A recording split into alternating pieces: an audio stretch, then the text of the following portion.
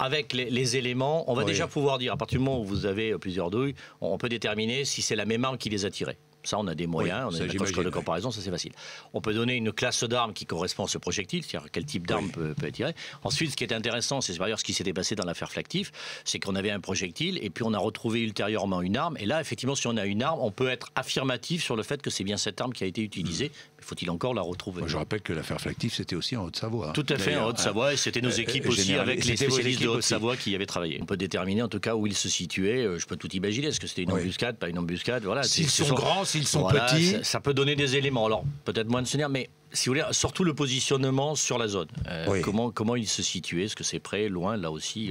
D'où je reviens toujours sur mon positionnement des corps qui est vraiment important. Alors, il ne faut pas oublier non plus que les corps ils vont être autopsiés ce matin.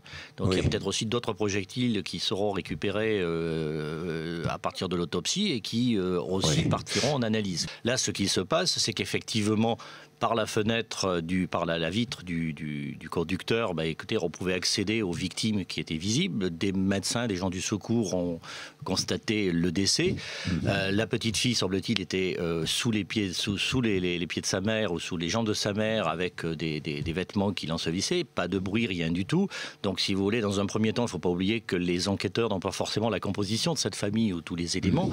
La généralité, c'est que quand effectivement il n'y a rien à secourir, si les personnes sont décédées, on les laisse sur place. Voilà.